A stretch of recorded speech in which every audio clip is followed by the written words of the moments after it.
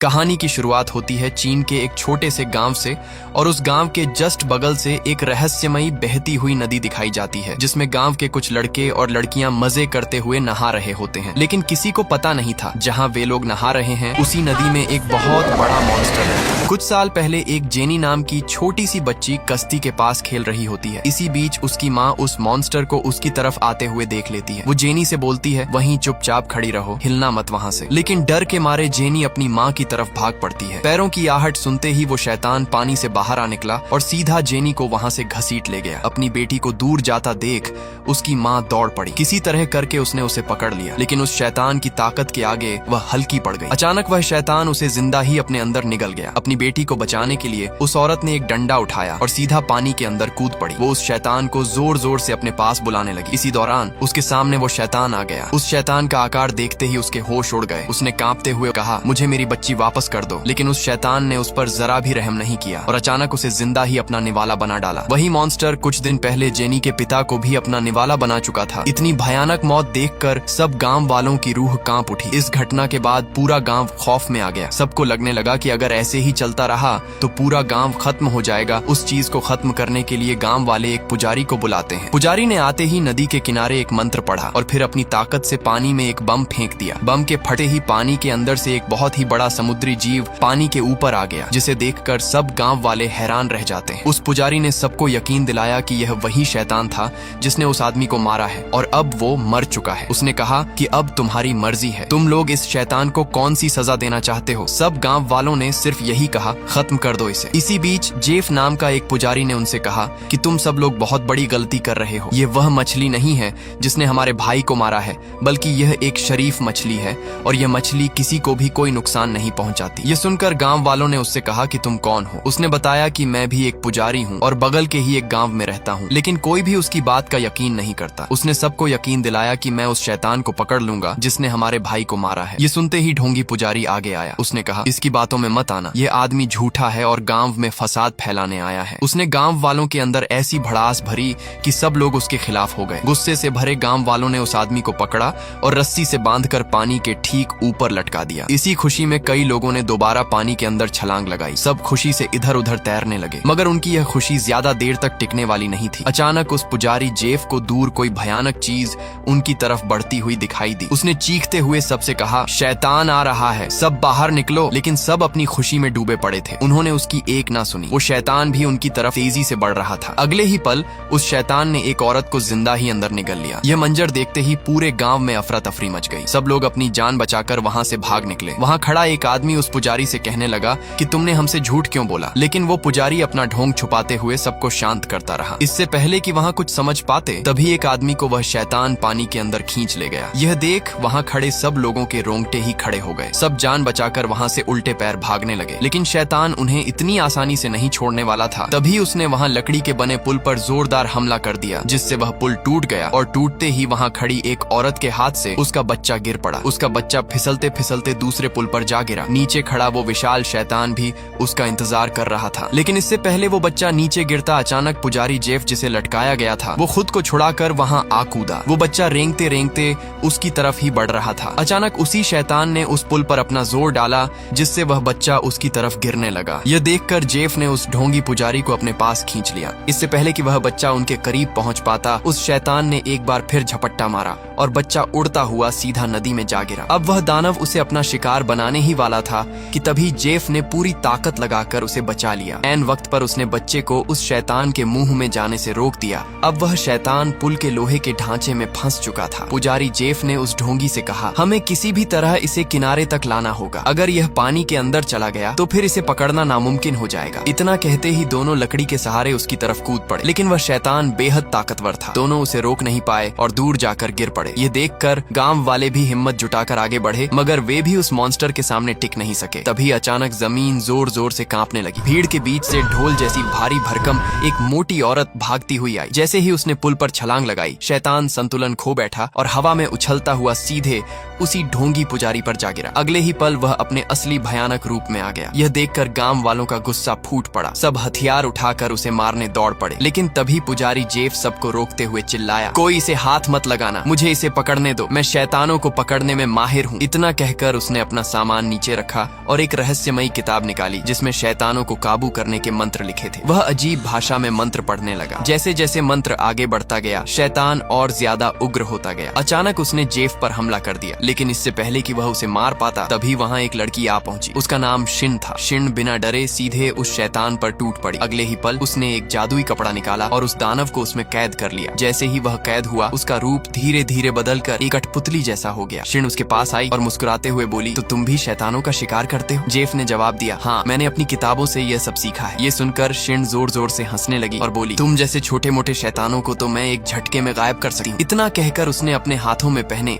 जादुई कड़े घुमाने शुरू कर दिए। ये देखकर जेफ पूरी तरह हैरान रह गया। गांव वाले उस लड़की का शुक्रिया अदा करने लगे और उसके पैरों में गिर पड़े। उधर जेफ चुपचाप अपने मास्टर के पास पहुंचा और दुखी होकर बोला, इस बार भी मैं किसी की जान नहीं बचा पाया। मेरे सामने कई लोगों को वह शैतान जिंदा निकल गया। उसका मास्टर उसकी बात सुनकर बोला, आज जिस शैतान का तुमने सामना किया वह कभी एक नेक रूह हुआ करता था। फिर उसने बताया कि एक दिन वह आत्मा नदी किनारे एक बच्चे की जान बचाने की कोशिश कर रही थी, लेकिन गांव वालों ने उसे गलत समझ लिया। उन्हें लगा कि वह बच्चों को मारने आया है। इसी गलत फहमी में उन्होंने उसे एक सांप के अंदर कैद करके नदी में बहा दिया। तभी से वह बदला लेने के लिए वापस लौटा और नदी किनारे रहने वाले लोगों को मारने लगा। लेकिन मास्टर ने जेफ को भरोसा दिलाया कि अब वह उसकी ताकत बढ़ाने में मदद करेगा। इसके बाद कहानी में एक नया दृश्य दिखाया जाता है। एक लड़का और लड़की पुराने से रेस्टोरेंट में पहुंचते हैं। रेस्टोरेंट अंदर से पूरी तरह खाली था। वहाँ न कोई ग्राहक था और न ही कोई वेटर। यह देखकर दोनों को थोड़ा अजीब लगा। तभी अचानक एक वेटर उनके सामने आ गया। उसने मुस्कुराकर उनका स्वागत किया और रेस्टोरेंट की सबसे खास वीआईपी डिश के बारे में बताने लगा। कुछ ही देर बाद वह गर्मा गर्म खाना उनकी टेबल पर लेकर आया। खाना खाते ही दोनों हैरान रह गए। स्वाद इतना शानदार था कि लड़की खुद को रोक नहीं पाई और उसने पूछा, क्या ये खाना तुमने बनाया है? वेटर मुस्कुराकर बोला, नहीं, ये हमारे शेफ ने बनाया है। उनके जैसा खाना कोई नहीं बना सकता। इतना कहकर उसने किचन की तरफ इशारा किया, जहाँ वही रहस्यमयी शेफ बैठा था जिसने वह लाजवाब खाना तैयार किया था। लेकिन वह कोई आम इंसान नहीं था। असल में वह भी एक खतरनाक शैतान था। हालांकि उसका असली रूप आगे जाकर सामने आने वाला था। जैसे ही वह शेफ उन दोनों के सामने आया, उसकी खूबसूरती देखकर दोनों के होश उड़ गए। वह लड़की बार बार उस शेफ से बात करने की जिद करने लगी, लेकिन शेफ बिना उसकी तरफ देखे ही मना कर देता है। इसके बावजूद लड़की नहीं मानती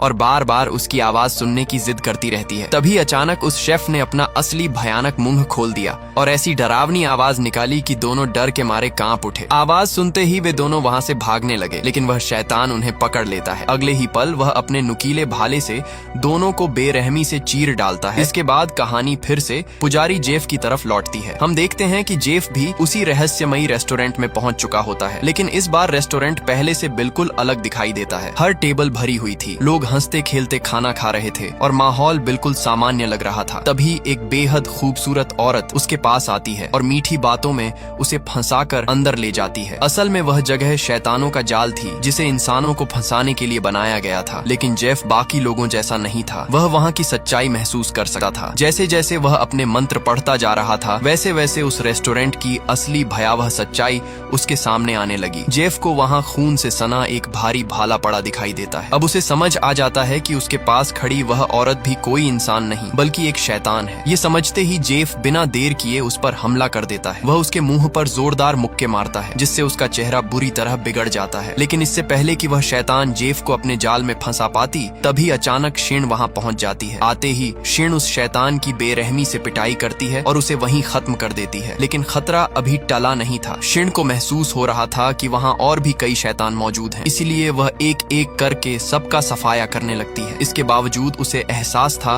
कि असली ताकतवर शैतान अब भी कहीं छिपा हुआ है। वह जोर से चिल्लाकर कहती है, अगर हिम्मत है तो सामने आओ। अगले ही पल अंधेरे में छिपा वह खतरनाक शैतान बाहर आ जाता है। आते ही वह सीधे शिन पर हमला कर देता है। दोनों के बीच जबरदस्त लड़ाई शुरू हो जाती है, लेकिन वह दानव बेहद ताकतवर था और शिन धीरे धीरे उसके सामने कमजोर पड़ने लगी है। तब वह अपने जादुई कड़े निकालकर लगातार उस पर हमला करने लगी है। वे कड़े उसके शरीर को चीरते हुए गुजरने लगे हैं और तभी उसका असली रूप सामने आने लगा है। अब पता चलता है कि वह कोई साधारण शैतान नहीं बल्कि एक विशाल सुअर दानव था। शिन के लगातार हमलों से वह दानव गुस्से से पागल हो जाता है और अपने विशाल भाले से उस पर हमला करता है, लेकिन शिन अपने जादुई कड़ों की शक्ति से खुद को बचा लेती है। फिर मौका देखकर वह अपना एक कड़ा उसके गले में फंसा देती है और पूरी ताकत से कसकर पकड़ लेती है। इसके बाद वह जेफ से चिल्लाकर कहती है, इसकी सारी ताकत इसके गले में है, इसकी शक्ति को खींचकर बाहर निकालो। ये सुनते ही जेफ डर से कांप उठता है। उस दानव का भयानक चेहरा देखकर उसकी रूह तक कांप जाती है, लेकिन फिर भी वह हिम्मत करके आगे बढ़ता जाता है और अपनी जान की परवाह किए बिना उस शैतान की शक्ति को अपने अंदर खींचने लगता है। ऐसा करते ही उसका चेहरा नीला पड़ने लगता है। तभी शिन आगे आती है और वह शैतान को खुद अपने अंदर खींच लेती है, लेकिन मरने से पहले ही वह तुरंत अपना जादुई कपड़ा निकालती है और दानव को उसके अंदर कैद कर देती है। फिर भी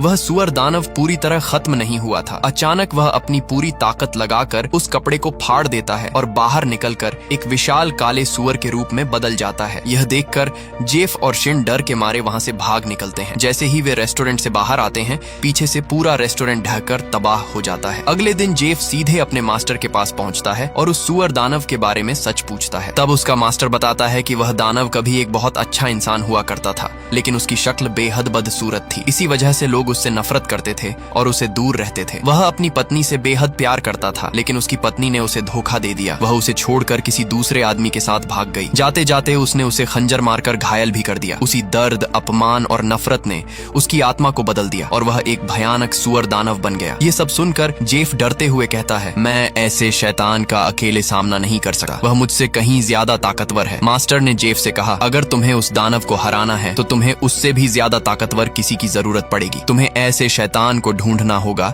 जिसे सभी शैतानों का राजा कहा जाता है, मंकी किंग। उसने आगे बताया कि मंकी किंग को बुद्ध ने 500 साल पहले एक पहाड़ के अंदर कैद कर दिया था। अगर उसे ढूंढना है तो जेफ को पुरानी घाटी में जाना होगा, जहाँ एक प्राचीन मंदिर और बुद्ध की विशाल मूर्ति मौजूद है। पहले तो जेफ वहाँ जाने से साफ मना कर देता है, लेकिन उसे एहसास था कि अगर इन शैतानों को नहीं रोका गया तो वे एक एक करके सबको मार डालेंगे। आखिरकार वह उसी घाटी की तरफ निकल पड़ता है। रास्ते में अचानक उसका पैर एक जाल पर पड़ जाता है। ये जाल उन लोगों ने बिछाया था जो शैतानों का शिकार करते थे। जेफ देखता है कि वहाँ कई लोगों को कैद करके रखा गया था और उन्हीं कैदियों में शिन भी मौजूद थी। यह देखकर उसका दिल टूट जाता है। तभी वहाँ खड़ी एक लड़की उससे कहती है, हम यहाँ शैतानों का शिकार करने आए हैं और जो भी हमारे रास्ते में आता है हम उसे कुत्ते की मौत मार देते हैं। वह आगे कहती है, अगर तुम भी यहाँ शैतानों को पकड़ने आए हो तो अब तुम यहाँ से जिंदा वापस नहीं जा सकते। वह जेफ को मारने ही वाली थी कि तभी शिन अचानक उसके सामने आ जाती है। शिन कहती है, यह मेरा पति है। हमारी थोड़ी बहस हो गई थी, इसलिए मैं गुस्से में यहाँ आ गई थी। ये मुझे घर वापस ले जाने आया है। इसका शिकारियों से कोई लेना देना नहीं है। लेकिन उस लड़की को दोनों पर शक हो जाता है। वह कहती है, अगर तुम सच में पति पत्नी हो तो एक दूसरे को गले लगाओ। यह सुनकर जेफ मना कर देता है। उसकी बात सुनते ही बाकी शिकारी गुस्से में आ जाते हैं और धमकी देते हैं कि अगर उन्होंने ऐसा नहीं किया तो दोनों को मार दिया जाएगा। लेकिन यह सब शिन की चाल थी। वह जानबूझकर जेफ से ऐसा करवाना चाहती थी। तभी जेफ की नजर शिन के हाथों में लगे नुकीले लोहे पर पड़ती है। उन्हें देखते ही वह समझ जाता है कि उसके साथ कोई खेल खेला जा रहा है। वह तुरंत वे नकली लोहे उसके हाथों से निकाल देता है। तभी उसे सच्चाई पता चलती है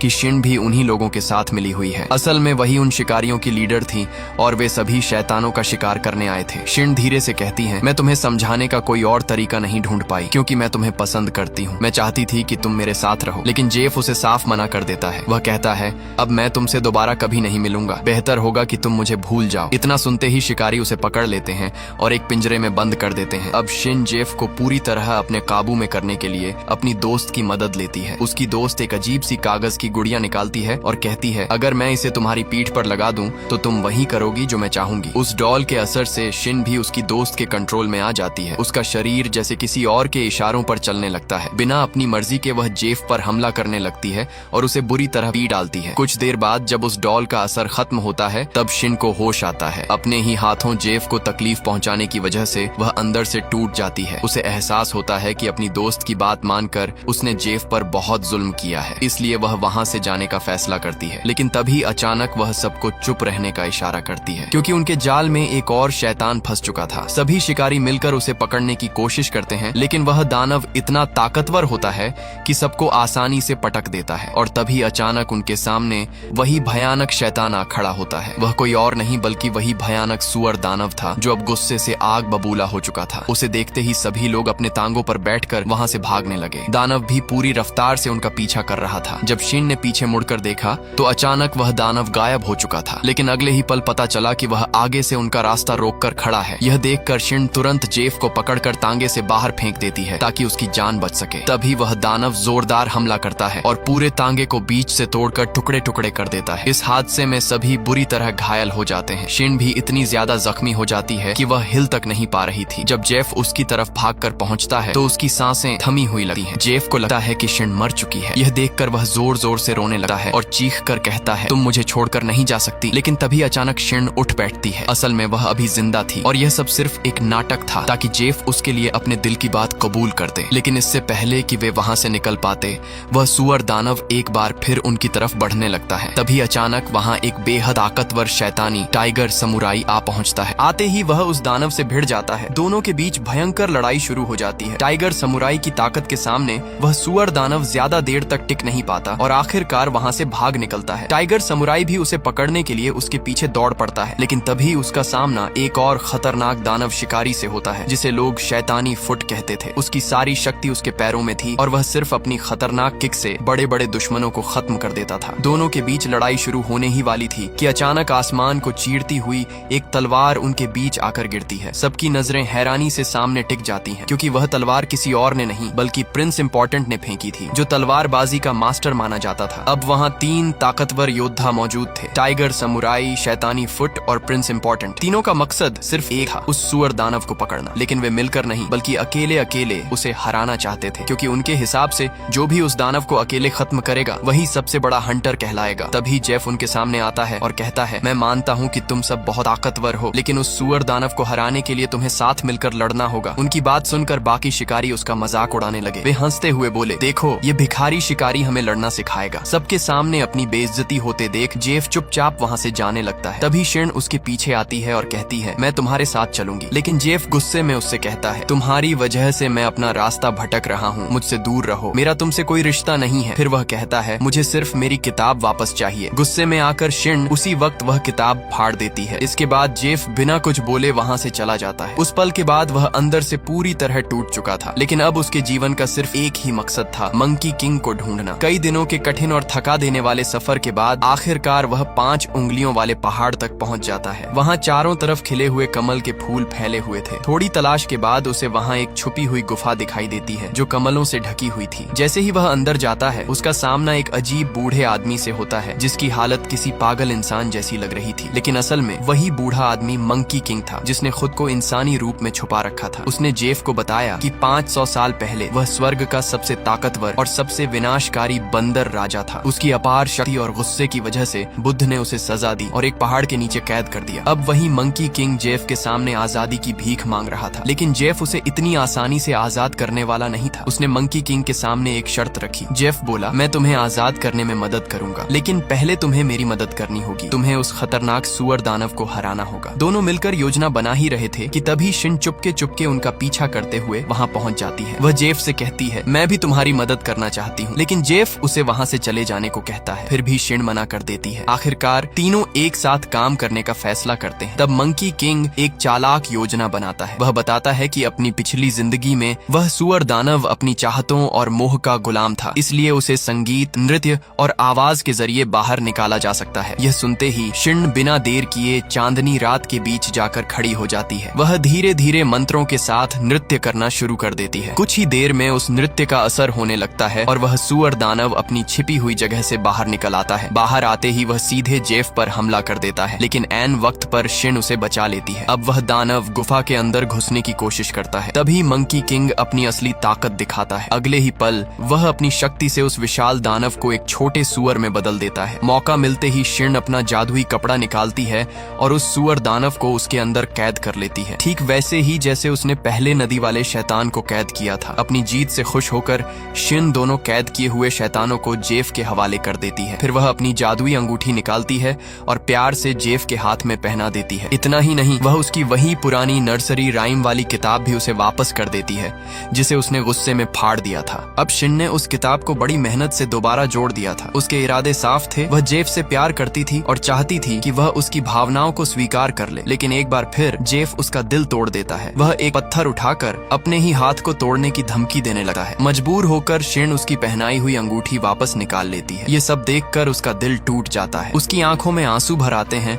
और वह बिना कुछ कहे चुपचाप वहाँ से चली जाती है। उसके जाते ही जेफ को अपने फैसले पर पछतावा होने लगता है, लेकिन तब तक बहुत देर हो चुकी थी। उधर मंकी किंग यह सब चुपचाप देख रहा था। वह जेफ को गुफा के ऊपर लगे कमल के फूल तोड़ने के लिए उकसाने लगा। उसने कहा, अगर तुम्हें अपना रास्ता साफ करना है तो इन सभी फूलों को तोड़ दो। जेफ बिना कुछ सोचे एक कमल का फूल तोड़ देता है। जैसे ही वह फूल टूटा है, वहाँ मौजूद सारे कमल आग की लपटों में जलने लगे हैं। अगले ही पल एक डरावनी हंसी गूंजती है और मंकी किंग आखिरकार अपनी कैद से आजाद हो जाता है। 500 साल बाद वह अपने असली रूप में वापस आ चुका था। वह जेफ से कहता है, मैं ही मंकी किंग हूँ। 500 साल पहले मैं बहुत घमंडी और विनाशकारी था। मैंने स्वर्ग में तबाही मचा दी थी, इसलिए मुझे इस पहाड़ के अंदर कैद कर दिया गया। लेकिन अब मैं बदल चुका हूँ, अब मैं एक नेक इंसान हूँ। लेकिन जैसे ही उसने जेफ के मुंह से बुद्ध का नाम सुना, उसका गुस्सा भड़क उठा। अगले ही पल उसने इतनी जोरदार फूंक मारी कि जेफ दूर जाकर गिर पड़ा। वह बुरी तरह घायल हो जाता है। इतना ही नहीं, मंकी किंग उसके सिर से बालों के गुच्छे पकड़कर जड़ से उखाड़ने लगता है। कुछ ही पलों में वह उसके सारे बाल नोच डालता है। तभी अचानक वही तीनों शिकारी वहां पहुंच जाते हैं। उन्हें लगता है कि यही सही मौका है मंकी किंग को हराकर दुनिया में अपना नाम बनाने का। तीनों मिलकर उस पर हमला शुरू कर देते हैं। वे अपनी पूरी ताकत उस पर बरसाते जाते हैं, लेकिन जल्द ही उन्हें एहसास होता है